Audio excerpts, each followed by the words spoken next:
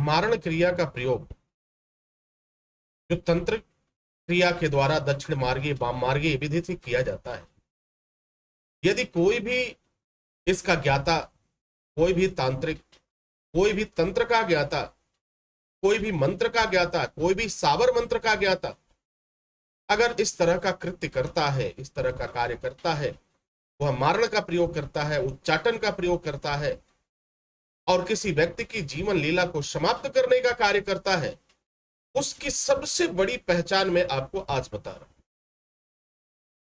अगर जो भी इस तरह की क्रिया करते हैं, आप एक क्षण भी नहीं लगेगा, आप पहचान जाओगे कि वह व्यक्ति क्या कार्य करता है।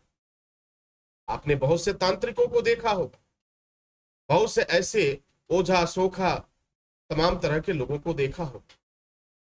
इनमें से कुछ तो बिल्कुल ही फर्जी होते हैं, केवल जो है लोगों को मूर्ख बनाने का कार्य करते। कुछ एक को कुछ न कुछ शक्तियां मिल जाती हैं, कुछ न कुछ सिद्धियां मिल जाती हैं, जिसका वह दुरुपयोग करता है।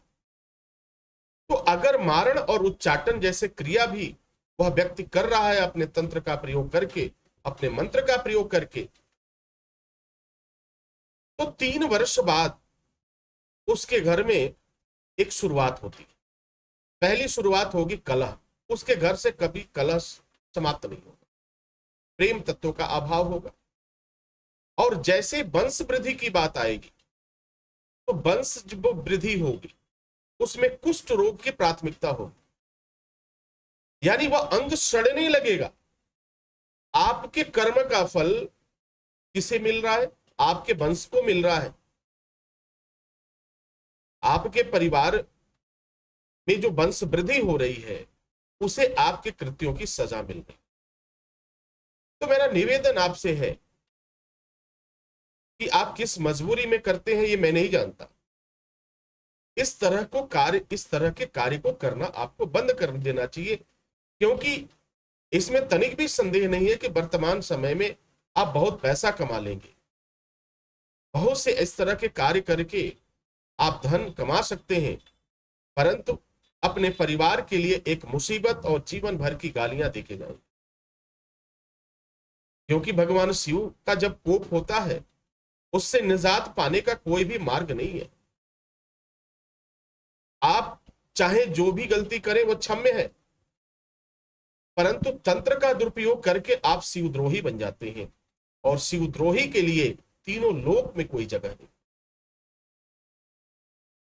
तो कभी भी किसी व्यक्ति के हंसता खेलता हुआ जो परिवार है उसे आप नजर न लगाएं। चंद पैसे के लिए आप उसे परेशान न करें। हाँ, ये कार्य अवश्य करें। अगर कोई व्यक्ति कुछ कर चुका है, उसे बचाने का प्रयास अवश्य करें, उसकी समस्याओं को ठीक करने का प्रयास करें, उसके जीवन में सुख शांति बनी रहे, इसके लिए अवश्य कार्य करें। मैं आपको वचन देता हूं, भगवान शिव अति प्रसन्न होंगे और भगवान शिव की कृपा भी आपको मिलेगी। देखो, बुरे कार्य का बुरा नतीजा होता है, इसमें तनिक भी संदेह नहीं है। यदि आप बुरा कार्य करेंगे तो आपको उसका परिणाम भी मिलेगा, और उसका परिणाम भी बुराई से ही आपको मिलेगा। तो हमेशा इस बात का ध्यान रखें, अगर परमपिता परमेश्वर के आशीर्वाद से, गुरु की कृपा से अगर कुछ मिल गया तो उसका कभी भी दुरुपयोग मत करो, कभी दुरुपयोग मत करो। जब दुरुपयोग करोगे तो उसका दंड भी तुम्हें भी भोगना है। अकाल मृत्यु आपके हिस्से में लिखी जाएगी, वंश की वृद्धि रुकेगी, कुष्ठ रोग की प्राथमिकता होगी आपके घर परिवार में। जितने भी इस तरह के कार्य करने वाले हैं, गलत कार्य करने वाले हैं, उनके घरों में आप जाकर देखो तो 2 चीजें तो जरूर मिलेगी। पहला, कुष्ठ रोग आपको मिलेगा, दूसरा जो होता है सफेद दाग मिलेगा, चर्म रोग मिलेंगे। और जो व्यक्ति इन क्रियाओं को करता है उसकी भी मृत्यु जो होती है तड़प कर होती है, और दुर्घटनाओं में उसकी मृत्यु होती है।